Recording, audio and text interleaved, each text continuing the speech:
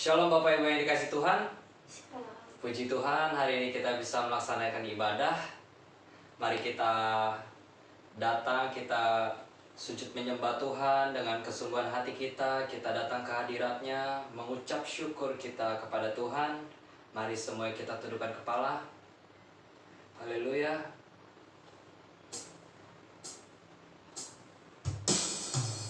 Saya mengajak Bapak Ibu Saudara yang ada di tempat ini maupun yang ada di rumah untuk naikkan ucapan syukur kita kepada Tuhan. Haleluya.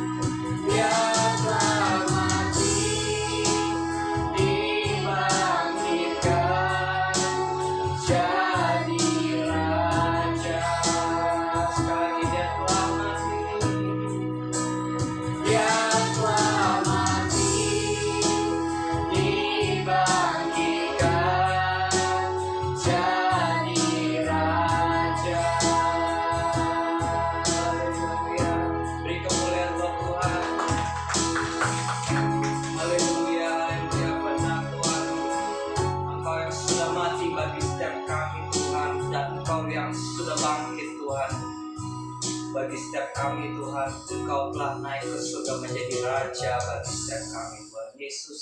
Terima kasih, kami mengucap syukur Tuhan atas berkat kesehatan, penyertaan-Mu yang sempurna dalam setiap kehidupan kami Tuhan. Sebentar kami akan ibadah ya Bapa, biar Engkau yang memimpin ibadah kami pada awal, pertengahan hingga selesai Tuhan Yesus. Engkau urapi Tuhan hamba-hamba-Mu yang melayani pada hari ini Tuhan. Pimpin pujian, singat, pemain musik semuanya Tuhan Kau urapi. Begitu juga hamba-Mu yang akan menyampaikan kebenaran firman-Mu Tuhan. Biarlah Engkau urapi hamba-Mu Tuhan. Dan apapun yang hamba-Mu sampaikan itu berasal dari isi hati-Mu ya Tuhan Yesus, dapat tersampaikan kepada setiap jemaat yang ada di tempat ini maupun yang ada di rumah Tuhan Yesus, dan dapat menjadi rema bagi setiap kami semua Tuhan. Terima kasih ya Tuhan Yesus, terima kasih Allah Roh Kudus. Kami mulai ibadah pada hari ini Tuhan, di dalam nama Bapa, Putra, dan Roh Kudus, di dalam nama Tuhan Yesus Kristus. Haleluya. Amin. Baik, kemuliaan buat Tuhan. Haleluya. Semangat memuji Tuhan, amin. Baik, saya mengundang Bapak Ibu Saudara yang ada di tempat ini maupun yang ada di rumah untuk bangkit berdiri. Mari kita semangat memuji Tuhan. Haleluya, dengan penuh sukacita.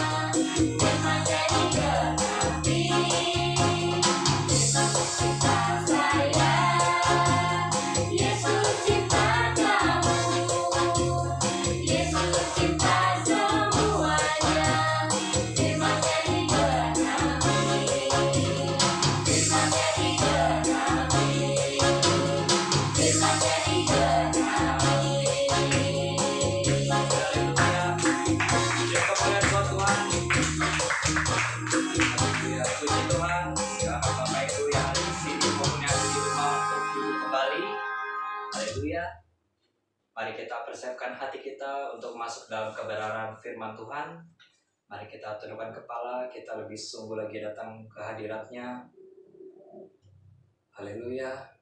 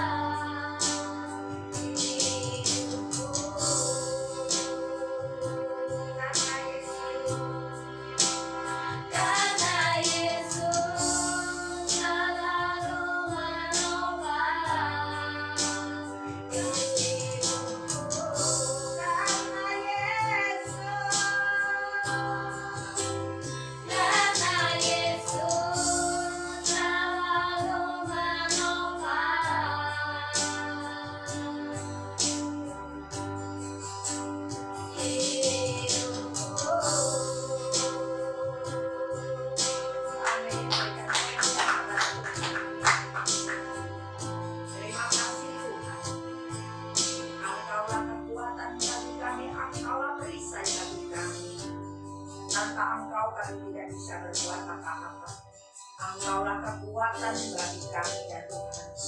Terima kasih. Kami mengucap syukur dan terima kasih kepada Engkau Tuhan kami yang luar biasa. Haleluya, Engkau Allah yang hidup dan hidup dalam setiap kehidupan kami. Terima kasih Bapa Surgawi.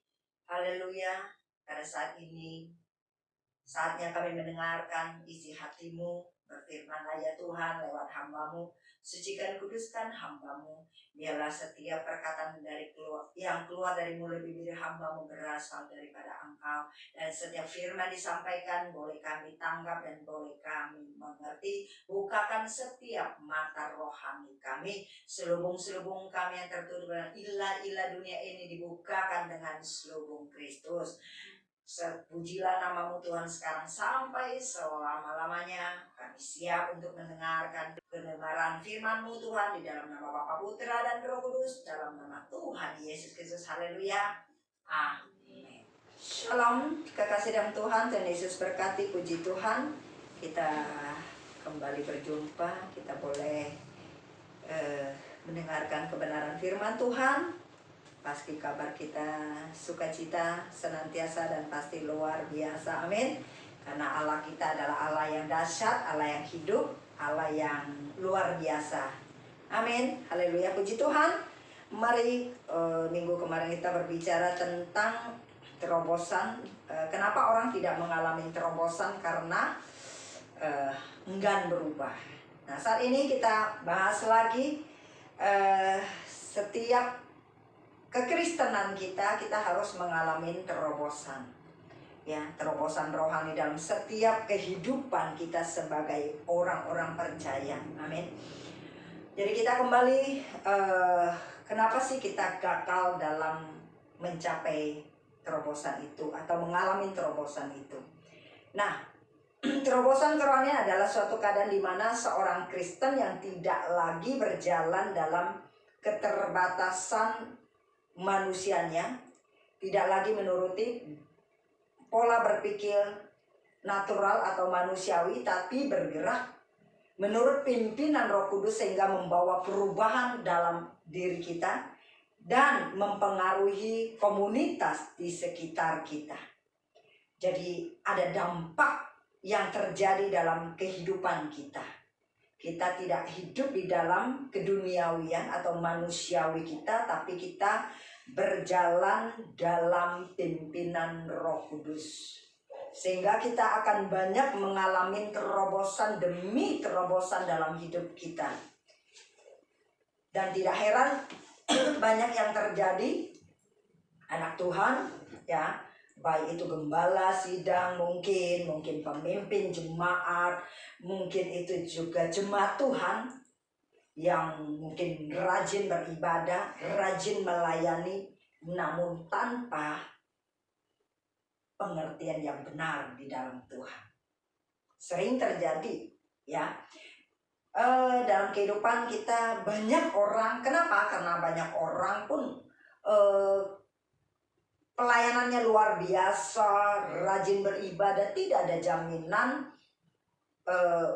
untuk menjadikan kita dewasa rohani di dalam Tuhan. Karena yang mengukur kerohanian kita adalah di saat kita mengalami suatu goncangan, suatu masalah. Apakah kita tetap teguh iman kita di dalam Tuhan? Di saat kita punya pengertian yang benar dalam firman Tuhan, pengertian yang benar kepada Tuhan, maka membuat kerohanian kita akan semakin naik level. Ya, tanpa pengertian yang benar akan pengenalan Tuhan, maka tidak ada jaminan dalam hidup kita, kerohanian kita akan lebih baik atau iman kita tetap kuat di saat goncangan atau masalah datang dalam kehidupan kita. Karena terobosan rohani memiliki banyak dimensi dan tingkat yang perlu kita alami. Bukan hanya stagnan di tempat, tidak. Ya, jadi kita kerohaniannya harus terus naik. mengalami suatu tingkatan atau terobosan demi terobosan dalam tingkatan kerohanian kita. Jadi kalau tidak, ya pertumbuhan rohani kita akan mengalami stagnasi atau bahkan menurun, down. Saat menghadapi masalah bukan mendekatkan diri kepada Tuhan, malah mungkin murtad daripada Tuhan atau semakin down hidupnya. Ya, kadang dalam kerohanian kita, dalam kita kekristenan kita, baik itu pemimpin, mungkin itu pelayan Tuhan atau jemaat, mengira bahwa kita telah mencapai apa yang Tuhan mau, tetapi ternyata kita masih jauh dari apa yang diharapkan oleh Tuhan. Karena dia berpikir ya hanya rajin melayani dan sebagainya, dan dia tidak mengalami suatu terobosan atau naik level, naik tingkat di dalam kerohanian kita.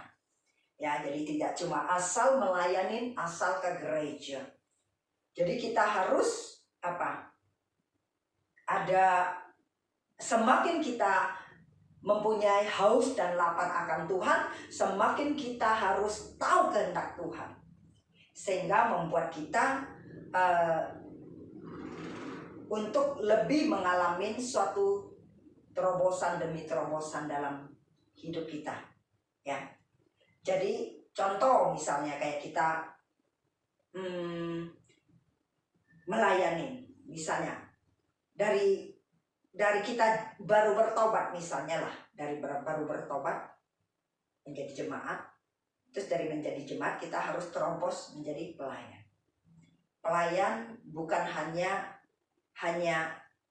pelayan yang biasa-biasa, tidak selamanya asher aja misalnya, ya kolektan aja, tapi harus naik tingkat, naik level, sampai kita menjadi mungkin pemimpin komsel, terus naik mungkin menginjil, naik mungkin jadi pengkhotbah, bahkan menjadi pemimpin gereja.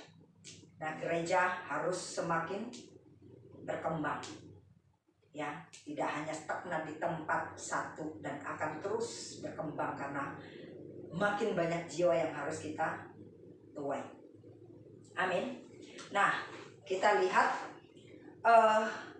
kenapa orang tidak mengalami suatu terobosan, karena tidak siap menghadapi peperangan. Peperangan, orang Kristen harus siap berperang. 2 Timotius 2 ayat 4. Seperti apa sih gambaran seorang kita pengikut Tuhan? Lihat 2 Timotius 2 ayat 4. Seorang prajurit yang sedang berjuang tidak memusingkan dirinya dengan soal-soal penghidupannya, supaya dengan demikian ia berkenan kepada komandannya. Nah, di sini kita lihat kekristenan kita digambarkan kita seorang prajurit yang sedang berjuang, yang kita harus ikut berperang. Kita tidak memusingkan diri kita, ya, tapi adalah untuk menyenangkan komandan kita. Berarti hidup kita adalah seorang prajurit yang siap berperang untuk menyenangkan hati Tuhan. Apa yang harus kita lakukan? Ya. Nah, kita lihat seorang Kristen diumpamakan seperti seorang prajurit yang sedang berada di medan peperangan. Jadi, di saat kita di medan peperangan, terus apa sih yang bisa kita satu gambaran buat kita gitu, ya kan? Nah, kita harus selalu waspada dan dalam kondisi siap setiap saat, setiap waktu untuk bertempur. Nah, musuh datang, berjaga-jaga terus untuk kita siap berperang, bertempur. Lihat orang mengalami suatu konflik. Kamu lihat ya, di negara-negara yang mengalami konflik, tentara-tentaranya pasti mungkin tidur juga nggak nyenyak, setiap saat, setiap waktu berjaga-jaga. Nah, jadi seorang prajurit, saya rasa kalau dia terjun di dalam suatu medan peperangan, dia pasti nggak mungkin bisa santai, ngaso, ya kan, minum kopi santai, makan roti dan sebagainya. Pasti tidak. Pasti dia akan selalu dalam situasi keadaan, dalam ketegangan. Ya, dia pasti selalu berjaga-jaga. Karena yang dipertaruhkan adalah hidup dan mati. Kamu, musuh tidak tembak saya harus tembak kamu. Begitu juga dalam kekristenan kita, di dalam mengiring Tuhan. Kita bukan berperang sama yang seperti yang nyata dengan manusia kita di medan perang. Tapi peperangan kita adalah melawan iblis. Tipu muslihat iblis. Melawan pikiran kita. Melawan keinginan daging kita. Ya. Melawan logika kita. Kita yang berperang. Keinginan daging kita yang berperang. Setiap saat, setiap waktu. Karena iblis, dia akan siang malam mendakwa kita. Dia tidak pernah berhenti untuk berusaha menjatuhkan kita. Supaya apa? Kita tidak memperoleh keselamatan. Nah, jadi Tuhan Yesus saja ingatkan kita berjaga-jaga dan berdoa. Tuhan cuma bilang, loh, tidak tahankah kamu berjaga-jaga dan berdoa 1 jam saja? Berarti setiap saat, setiap waktu kita harus jaga gawang kita, proteksi diri kita dengan doa. Supaya kita senantiasa ada dalam lindungan Allah. Jangan lengah, jangan santai. Iblis tidak tertarik dengan orang yang suam-suam kuku. Tapi dia tertarik dengan orang yang rajin berdoa, yang rajin melayani, yang rajin bekerja di ladang Tuhan. Targetnya itu. Kenapa? Karena semakin orang-orang yang aktif di dalam Tuhan, itu akan semakin mengancam daripada pekerjaan iblis. Jadi pekerjaannya akan terganggu untuk mengganggu manusia karena kuasa doa orang-orang yang berdoa. Amin. Nah, semakin akan kekurangan jiwa dia untuk direbut sama dia. Karena banyak orang berdoa akan berebut jiwa-jiwa. Makanya dia tertarik dengan orang-orang yang aktif di dalam Tuhan. Ayo setiap kita jadi prajurit-prajurit Tuhan. Yang kita harus siap menghadapi peperangan. Jangan takut menghadapi peperangan. Jangan seperti Ahab, Raja Ahab. Benar? Seorang raja yang tidak siap berperang.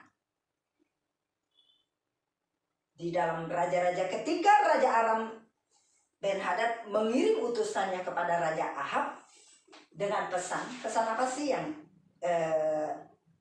Ben-Hadad pesan kepada Raja Ahab? Di dalam 1 Raja-Raja 20 ayat 3. 1 Raja-Raja 20 ya.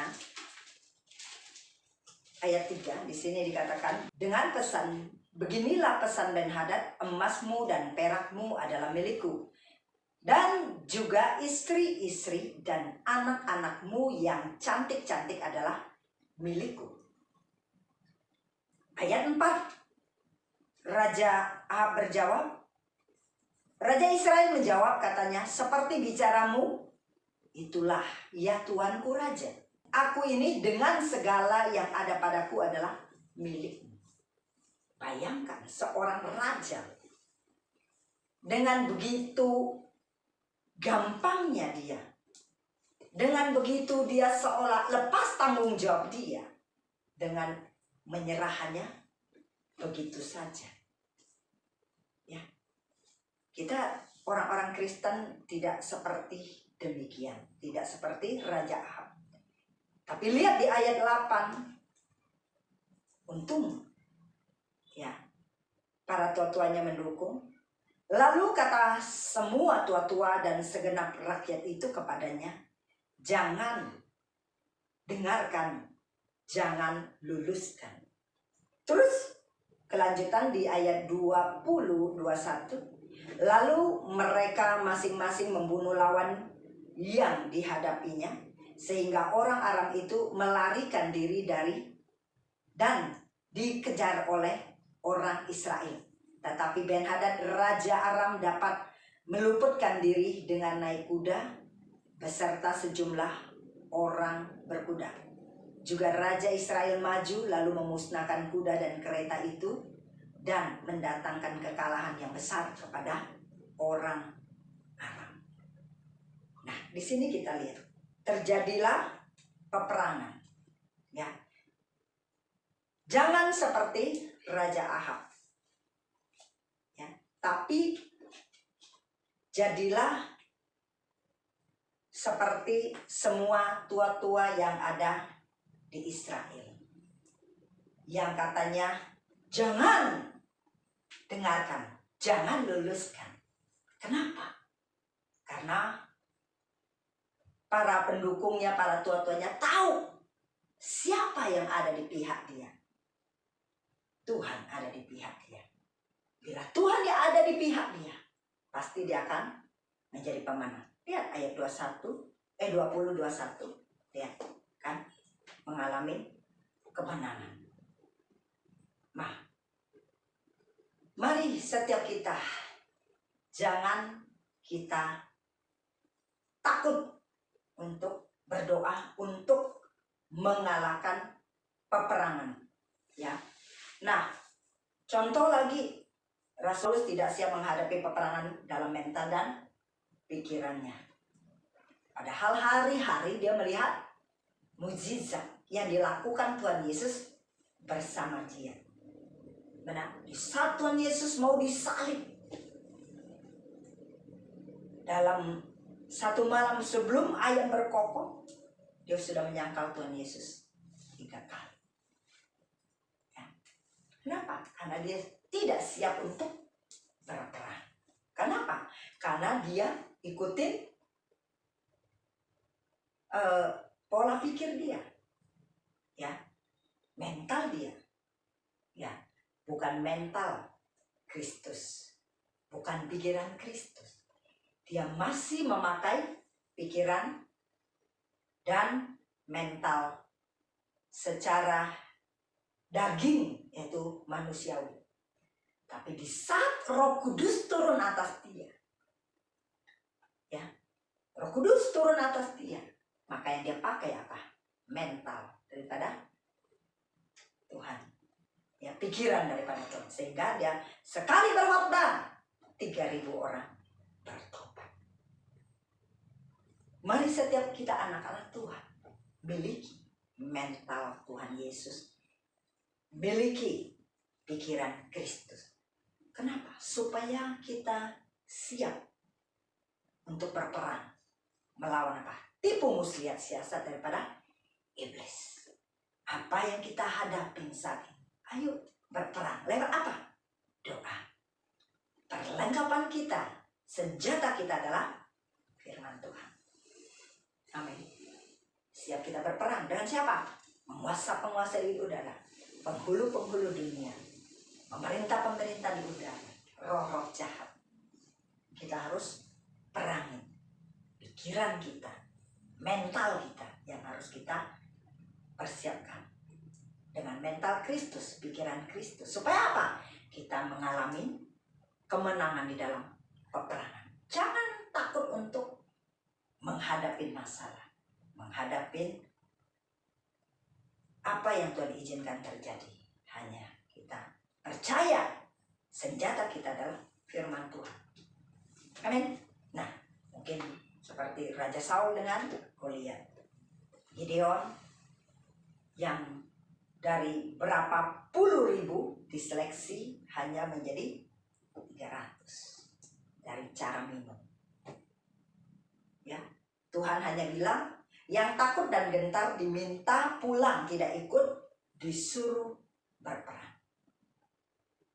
Kalau kita menyerah dengan keadaan kita, maka kita akan kalah di medan perang. Bahkan sebelum ke medan perang kita udah kalah duluan, udah KO lah. Ya memang nasib saya beginilah, ya memang keadaan saya beginilah. Tidak pernah ada usaha, tidak mau pernah ada pengorbanan. Ya, berperang berarti melepaskan atribut kita. Ya, melepaskan atribut kita. Di dalam peperangan berarti kita melepaskan seluruh atribut kita yang biasa kita pakai dan semua kebiasaan yang kita jalani. Kebiasaan kita yang harus berubah. Mungkin kita akan ngalamin kaget. Ya, kok jadi orang Kristen gini sih? Nggak boleh ini, nggak boleh itu. Ya kan? Rokok nggak boleh, minum nggak boleh, diskotik nggak boleh. Ya kan? Dugem nggak boleh. Ya kan? Banyak tantangan. Nah, berarti kita tidak siap berperang. Berperang adalah melawan setiap keinginan daging kita. Termasuk hobi kita, kesukaan kita, ya, keinginan kita, keegoisan kita. Karena hobi bisa membuat kita kalah di medan perang, di dalam kerohanian kita, benar nggak? Waduh, teman-teman sempatnya sih hari Minggu main golf misalnya. Temennya sih sempatnya Minggu bisa badminton. Temennya sih Minggu bisa sepeda, selain hari Minggu nggak bisa. Oh ya udahlah, Tuhan izin permisi mau naik sepeda, atau Tuhan izin permisi mau golf, Tuhan permisi izin mau badminton, atau ya teman ulang tahun kapan lagi, makan-makan, jalan-jalan. Nah, itu yang harus kita, engkau lebih mengutamakan mana? Termasuk salah satu adalah peperangan kita. Mana yang kamu ikutin? Daging? Atau kamu lebih mengasihi Tuhan? Karena Tuhan bisa menguji kita dengan berbagai hal. Seperti Abraham, anak yang dinanti-nantikan, diuji, ayo bunuh. Dilakukan nggak? Dilakukan. Tuhan hanya bilang, ya itu ngetes sih iman kamu, ya kan? Istilahnya Tuhan juga nggak gila juga gitu loh istilahnya kan. Ya Tuhan juga tahu lah. Tapi Tuhan melihat hati kita. Bukan nggak boleh main golf, boleh. Tapi kita tahu waktu, kapan, di mana saatnya. Boleh jalan-jalan, boleh. Setelah ibadah bisa kok. Golf boleh, ibadah dulu. Jangan sampai tidak ibadah. Harus ada ibadah buat Tuhan. Ya, jangan hari Senin sampai Sabtu nggak sempat. Nggak sempat, ya kan? Karena kerja. Minggu, kapan lagi libur? Justru libur itu hari Sabat buat Tuhan. Peperangan. Kau siap nggak berperang? Ya, yang bertolak belakang dengan apa yang kita mau. Karena Tuhan ingin kita hidup di dalam roh. Baru kamu bisa mengalami suatu terobosan kerohanianmu dalam hidup. Jika engkau menang di dalam terobosan dalam kerohanianmu, maka Tuhan bilang, semua akan ditambah-tambahkan. Benar, carilah kerajaanku dahulu dan kebenarannya. Maka semua berkat itu adalah aksesoris bagi Tuhan buat kita. Amin. Ya. Nah terus apa lagi? Perang berarti apa?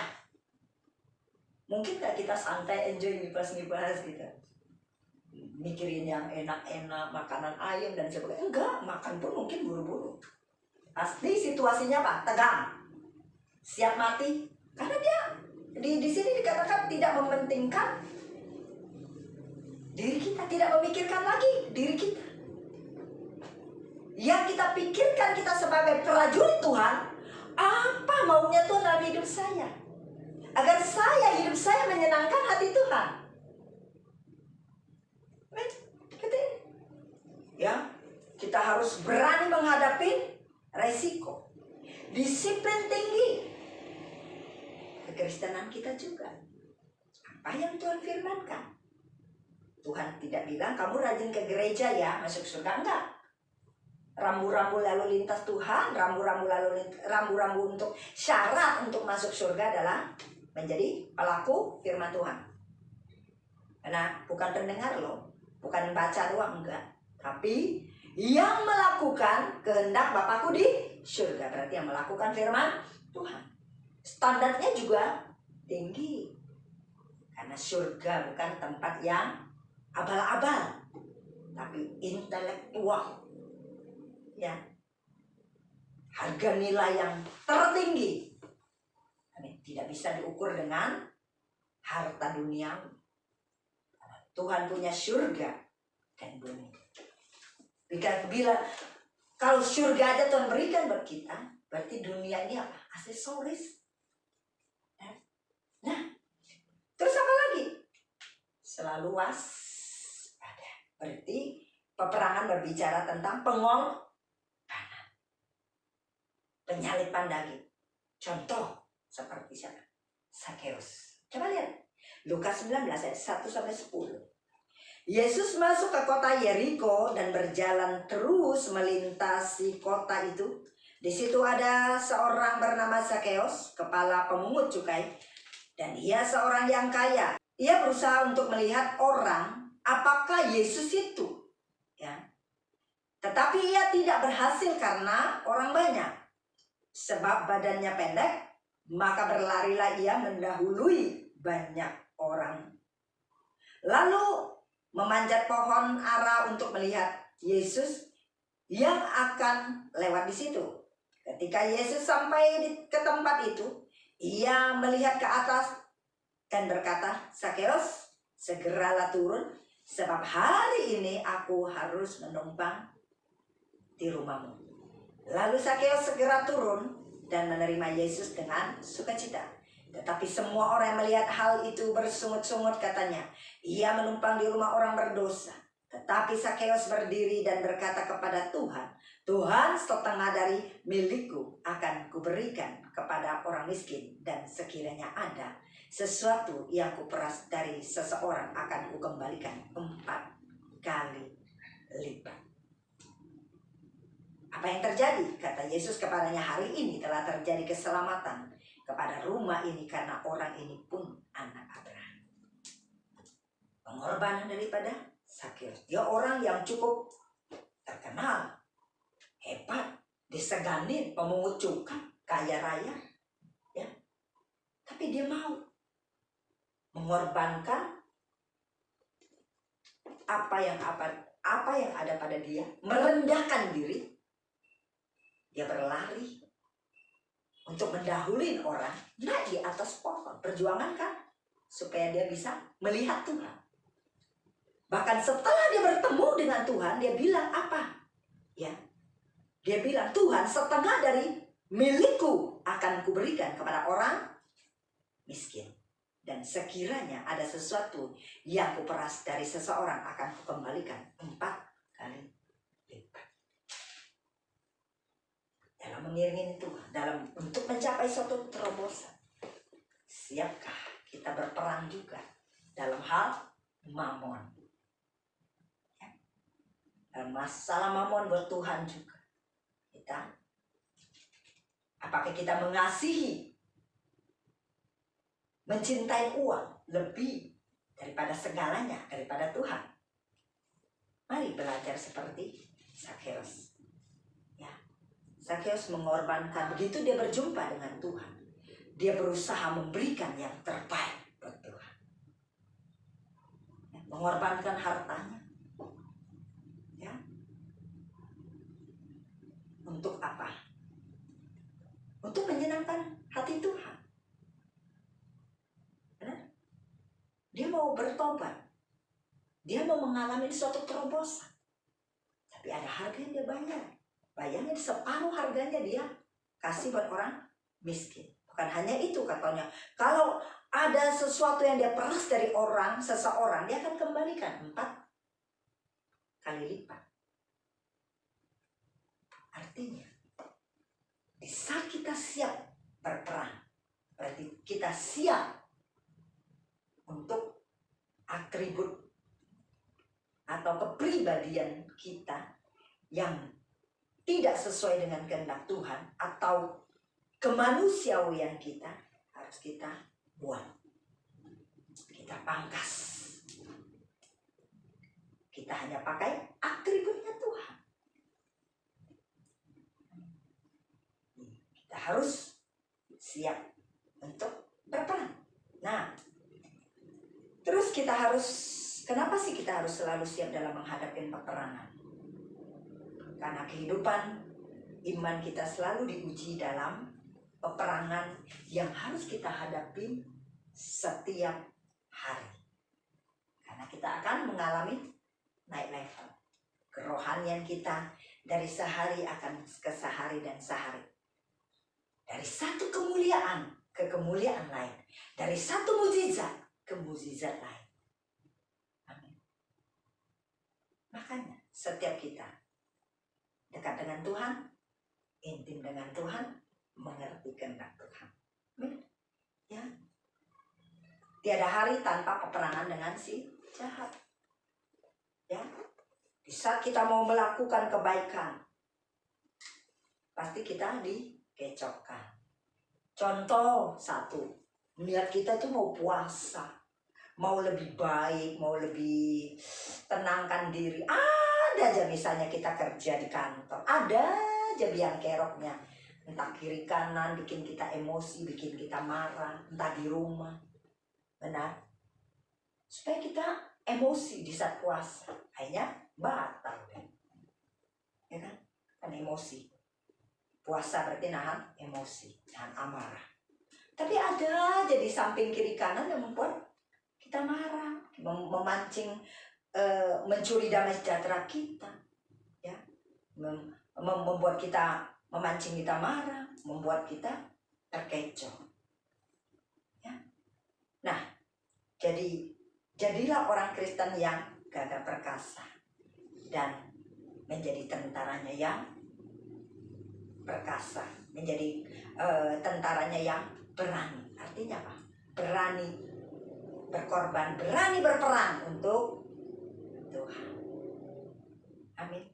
Mari setiap kita jadilah Zakeus ya, yang mau mengorbankan apa yang dia punya. Ya. Jadi mari kita rebut setiap janji-janji Tuhan dalam kehidupan saya dan saudara. Ayo kita rebut dengan apa? Dengan berperang. Berdoa. Peperangan kita adalah berdoa. Kuasa doa sangat besar. Amin. Karena Tuhan memberikan kita kuasa. Apa yang terucap di bumi akan terucap di surga. Apa yang terlepas di bumi akan terlepas di surga. Tuhan memberikan kita kuasa untuk menginjak ular dan kala jengking. Karena Tuhan berikan kita kuasa. Nah, mau nggak kita berperang ini? Berperang apa? Melawan kedagingan kita, keegoisan kita, hobi kita, kesenangan kita, pikiran logika kita. Mari kita berperang melawan itu semua, sehingga hidup kita adalah orang-orang yang lebih daripada pemenang. Amin. Hidup dalam kemenangan.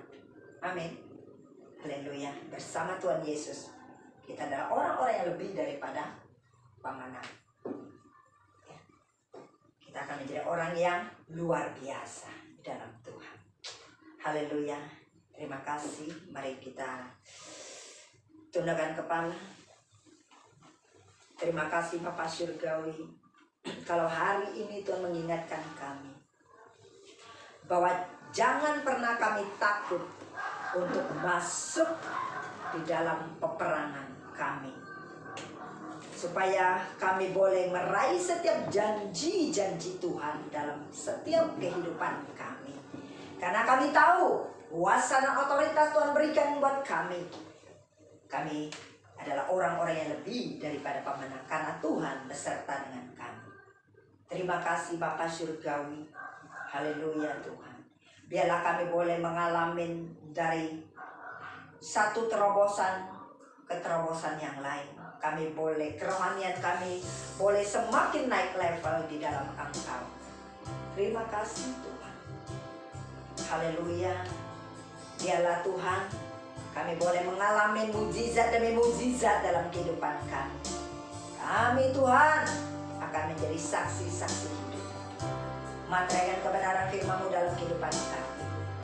Perlengkapi kami dengan senjata-Mu Tuhan, yaitu pedang roh, firman Tuhan. Terima kasih. Mari kita angkat, mari kita masuk dalam penyembahan. Haleluya. Bukan dengan kekuatan kita dapat jalan hidup ini. Hanya Tuhanlah yang menjadi kekuatan. Firman Tuhan yang menjadi kekuatan bagi saya dan saudara. Terima kasih Tuhan. Mari setiap kita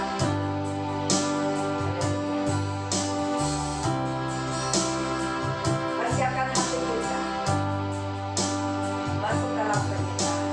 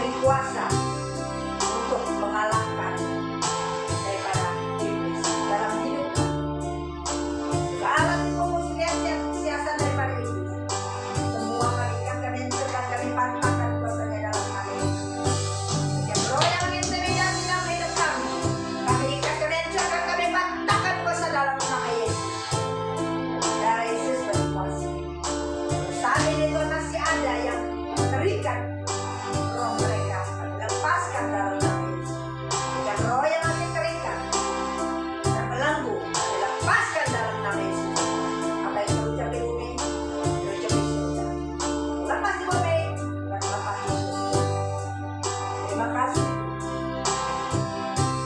Haleluya. Terima kasih. Engkau terus kita memproteksi hidup kami. Jaga melindungi kami. Pagari kami dengan kuasa. Terima kasih. Terima kasih. Haleluya. Kami mengucap syukur. Terima kasih. Mari kita angkat pujian ini dari awal lebih sebelas. Haleluya.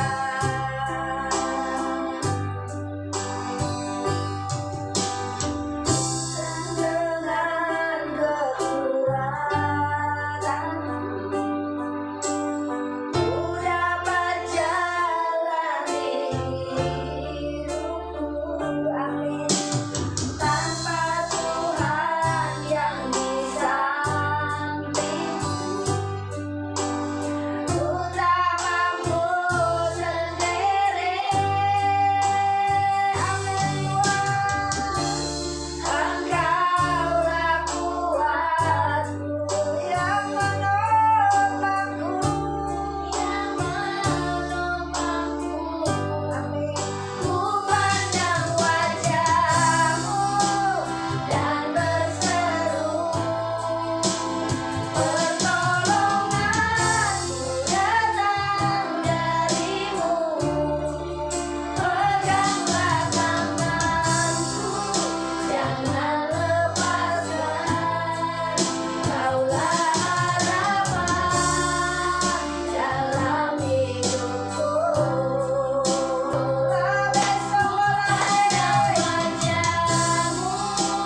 Dan berseru, pertolonganku datang dari-Mu.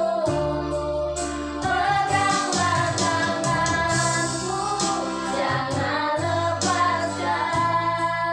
Kaulah harapan dalam hidupku.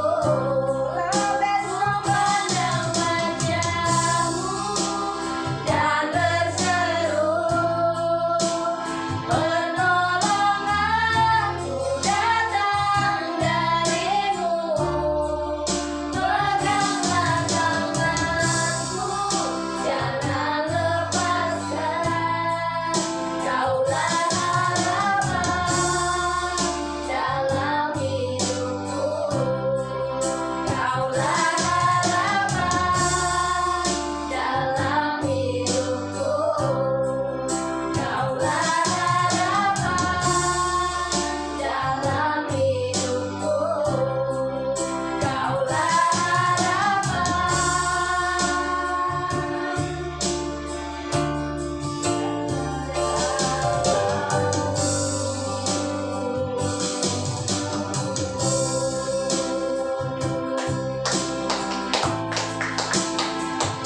Terima kasih Tuhan, Engkaulah harapan bagi hidup kami.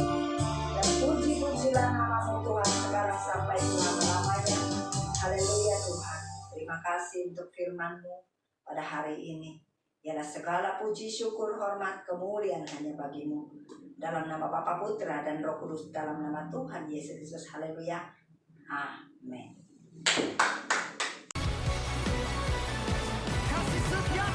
Bagi saudara-saudari yang ingin memberikan persembahan, dapat ditransfer ke rekening BCA yang tertera di layar. Terima kasih, Tuhan berkati.